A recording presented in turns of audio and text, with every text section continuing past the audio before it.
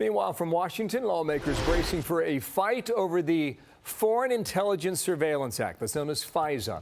That law allows national security officials to collect Americans' communications, set to expire on the 15th of March. House Judiciary Committee member, Republican Jim Jordan, says he'd like to make some changes to the Democratic chair, Jerry Nadler's bill to reform the law. Our team has reached out to Chairman Nadler's office, and so far no response, but Jim Jordan is with me now live. Sir, good afternoon to you, and welcome back to our program here. Good to be with you, Bill. Congratulations on the new time slot. Thank you very much. Don't be a stranger. How do we get this right, sir? Well, we got to remember what prompted this whole debate.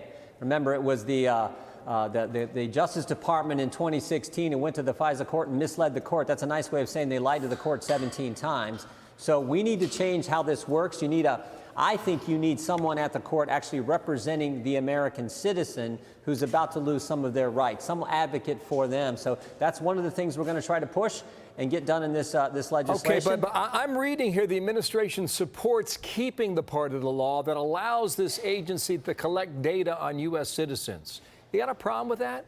I do have a problem if it's not properly predicated, if you don't have the safeguards in place to make sure our fundamental liberties are protected. And we know that didn't happen in the Carter Page example. We know that didn't happen in that case. Remember, 17 times they misled the court. I always go back to what the Attorney General said, Bill, about 8 months ago when he testified in front of Congress, and he was talking about the whole Trump-Russia investigation.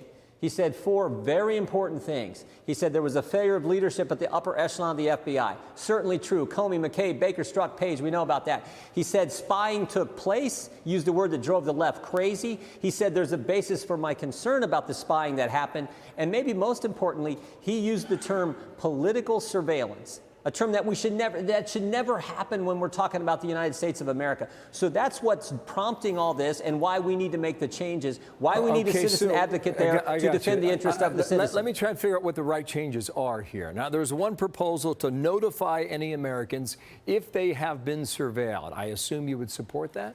Yeah, we're looking at lots of things. We're actually trying to put together a piece of legislation that we think is much better than the one Mr. Nadler has brought forward, one that's consistent with the principles that are part of our Constitution, part of our Bill of Rights. But as I said, the most important aspect, I think, is this amicus process where you have someone there representing the individual who's about to lose their fundamental liberties. I also think it's important that we develop a record of what takes place in these courts. There should be a transcript of these proceedings. I think that's critically important. And I think when you're talking about a candidate, you're talking about a campaign, you're talking about an election, and you're talking about a person running for office who's an office holder or a staff person for some of those campaigns or members of office, that there's a sign-off before that kind of procedure moves forward, a sign-off from the highest levels of the Justice Department before any type of that type of surveillance can take place. Okay, so 2 more quick things here. If the president doesn't get the changes he wants, would he veto this?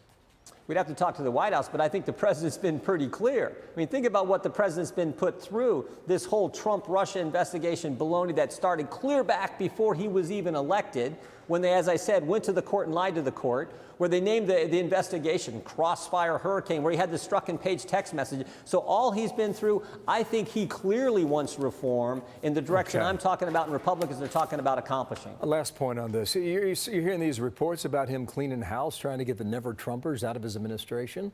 What do you know about that?